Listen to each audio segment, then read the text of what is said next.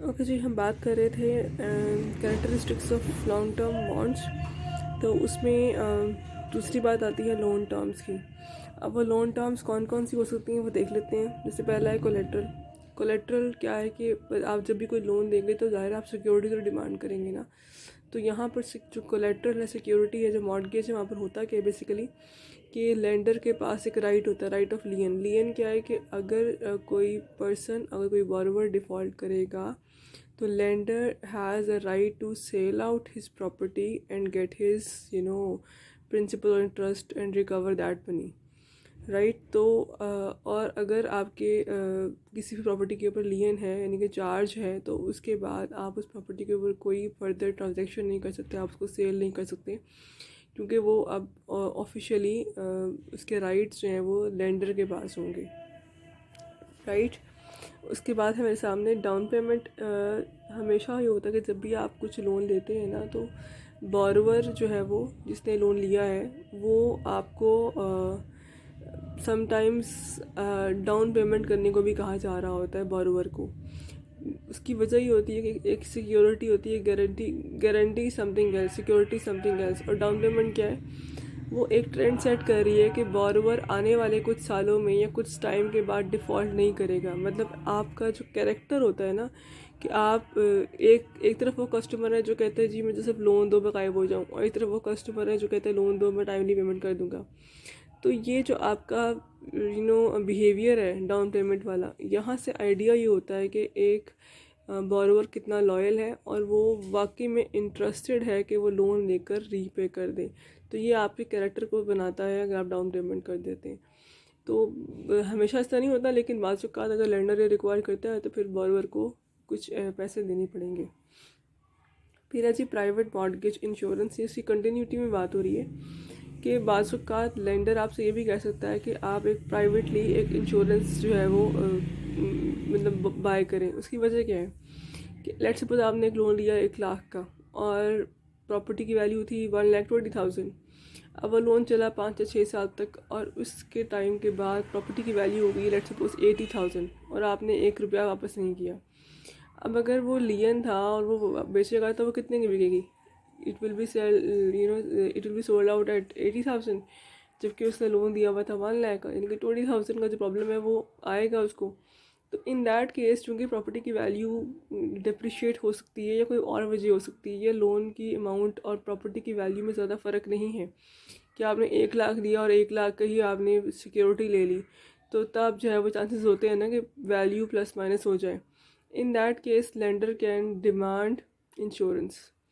अब अगर आपको लग रहा है कि जी आपकी प्रॉपर्टी की वैल्यू बहुत ज़्यादा हो रही है, आप बारोवर हैं, आपको लगता है कि जी प्रॉपर्टी की वैल्यू लेट से 180 या 190 या 2% चली गई है, तो फिर आप ये वाली जो क्लॉज है वो रिमूव कर सकते हैं। उसकी वजह ये है कि जो ये इंश्योरेंस के पैसे हैं, जो फ़ी है, वो बॉरोवर ने ही पे करने हैं, क्योंकि बॉरोवर लोन ले रहा है तो उसने ये एक्चुअली लेंडर को सिक्योरिटी देनी है। सिक्योरिटी इन टर्म्स ऑफ कि अगर वो डिफ़ॉल्ट करेगा तो या अगर पैसे प्रॉपर्टी की वजह से प्लस माइनस होते हैं, तो जो भी रिमेनिंग अमाउंट है that will be paid by the insurance company, right. इसके बाद मेरे सामने आता है जी बॉरोवर क्वालिफिकेशन। अब बॉरोवर क्वालिफिकेशन से क्या मुराद है? मैं बताई थी ना वो कैरेक्टर का, कि आपके जो कैरेक्टर है, आप किस तरह से लोन्स को पे ऑफ कर रहे हैं।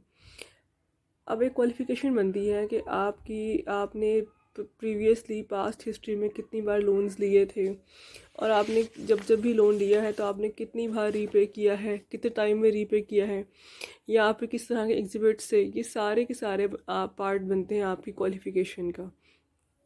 As a rule of law, जब भी एक लेंडर लोन देगा तो उसने ये ध्यान से स्टडी कर लेना है, देख लेना है कि आपके पास्ट एग्जिबिट क्या था, आपने पास्ट में किस तरीके से लोन्स के साथ काम किया है, क्या आपने अपने लोन्स को टाइमली पे ऑफ किया है या नहीं किया है, अगर किया है तो कितनी देर में किया है, अगर नहीं किया है तो डिले कितने दिनों का हुआ था, या आपकी जो भी ट्रेंड्स रहे हैं पास्ट में, उससे उसको हेल्प हो जाएगी कि क्या वो आपको लोन दे या नहीं दे, राइट। इसके अलावा वो एक रूल ये कहता है कि यहाँ पे वो लिखता है राइट, ये The rule of qualifying a borrower were complex and constantly changing, but a rule of thumb was that the loan payment, including taxes and insurance, should not exceed 25% of gross monthly income. जितनी भी आपकी payments होनी है ना, वो 25% से ज़्यादा का आप लोन नहीं दे सकते हो। 25% ऑफ योर इनकम, मतलब ये थोड़ी है ना, आपकी अगर इनकम ही 50,000 है और आपने इतना बड़ा लोन ले लिया है कि आप पूरे का पूरा 50,000 ही अपनी इनकम में तो नहीं खर्च करोगे। जाहिर बात है, जो भी आप अर्न कर रहे हैं वो आपके अपने पर्सनल एक्सपेंडिचर्स के लिए भी वही इनकम है। तो वो कहते हैं कि जो रूल ऑफ थंब क्या है कि जितनी भी आपकी इनकम है उसका 25% से ज़्यादा आप उसको लोन नहीं दे सकते। और नंबर 2 क्या है कि हो सकता है कि आपने एक वक्त में 4 जगहों से लोन लिया हुआ हो, तो अगर आपके बहुत सारे लोन्स हैं तो फिर आप जो sum of the monthly payments on all loans to the borrower including car loans and credit cards should not exceed 30% of gross monthly income। अगर आपने बहुत सारी जगहों से लोन भी लिया हुआ है, आप क्रेडिट कार्ड भी इस्तेमाल कर रहे हैं, सब कुछ हो रहा है, तो इन दैट केस के जो ओवरऑल वैल्यू है वो क्या है कि आपकी इनकम का 33% से ज़्यादा पेमेंट नहीं होनी चाहिए। अगर वो एक्सीड करता है तो फिर आपको लोन नहीं देना चाहिए। अब ये सारा काम इस स्टडी कौन कर रहा है? लेंडर कर रहा है। इसके अलावा भी एक चीज़ होती है, हम बोलते हैं क्रेडिट रेटिंग एजेंसीज, बॉडीज़ होती हैं जो आपको क्रेडिट रेटिंग दे रही होती हैं। तो एक कंपनी है फाइको स्कोर्स के नाम से, फेयर इसैक कंपनी, उनके स्कोर्स होते हैं और अगर वो उन स्कोर्स के मुताबिक भी आप इवेल्यूएट कर सकते हैं कि बोरोवर को लोन देना चाहिए या नहीं देना चाहिए। इनके जो रेटिंग की जो वैल्यू होती है वो होती वेरी करती है बिटवीन 300 to 850। 850 मैक्सिमम है, 300 मिनिमम है। अगर आपका स्कोर 720 प्लस है तो वो बहुत अच्छा स्कोर है और इसके ऊपर आपको लोन दे देना चाहिए अगर आपको सही लग रहा है, राइट। लेकिन अगर आपका स्कोर 600 से कम है या कुछ प्रॉब्लम है तो फिर इसका मतलब है कि ये कुछ शो कर रहा है कि ये जो बोरोवर होगा आपके लिए कोई प्रॉब्लम क्रिएट कर सकता है। तो इन दैट सेंस फिर आपको लोन देने के वक्त ज़्यादा एहतियात, ज़्यादा प्रिकॉशनरी मेजर्स लेने की ज़रूरत पड़ेगी, राइट। तो इस तरीके से लेंडर डिफरेंट वे से बोरोवर की क्वालिफ़िकेशन और कैरेक्टर को असेस करता है और फिर वो डिसाइड करता है कि उसको लोन देना चाहिए या नहीं देना चाहिए। लास्टली है मॉर्टगेज की। मॉर्टगेज हम बात कर चुके हैं कि जो भी आपका प्रिंसिपल और इंटरेस्ट है उसको हम डिवाइड कर लेते हैं into equal number of years. Interestingly ज़्यादातर केसेस में ये होता है कि शुरू वाले सालों में जितना भी आपका इंटरेस्ट ड्यू बनता है ना, वो शुरू वाले सालों में ज़्यादातर पोर्शन इंटरेस्ट का ही ले रहे होते हैं और आखिरी वाले सालों में आपसे प्रिंसिपल ले रहे होते हैं। लेट्स से अगर आपने एक लोन लिया और आपकी वो ड्यूरेशन थी 20 ईयर्स की, तो अगर आपने 10 ईयर्स में चेक किया ना तो हो सकता है आपका बहुत कम पार्ट पे हुआ हो प्रिंसिपल का।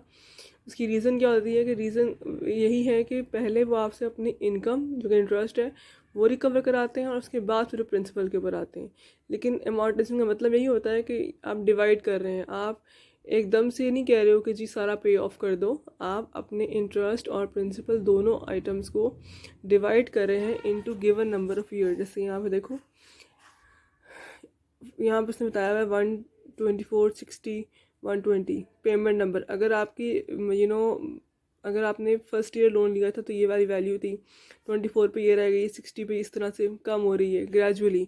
और जो ग्रेजुअली कम हो रही है तो उसके अंदर इंटरेस्ट भी है, इसके अंदर आपका प्रिंसिपल भी है और आप मंथली पेमेंट एक ही पे कर रहे हो इस तरीके से। और इस पेमेंट में से कुछ पेमेंट इंटरेस्ट का है, कुछ पेमेंट प्रिंसिपल का है। शुरू वाले सालों में ज़्यादा टाइम किसका था, मैंने बताया अभी आपको, इंटरेस्ट है और बहुत कम आपसे लिया जाएगा प्रिंसिपल का। एंड वाले ईयर्स में इंटरेस्ट ना होने के बराबर होगा जबकि आपका प्रिंसिपल ज़्यादा रिकवर किया जा रहा होगा। तो इस तरीके से ये काम हो रहा होता है अमॉर्टाइजेशन का।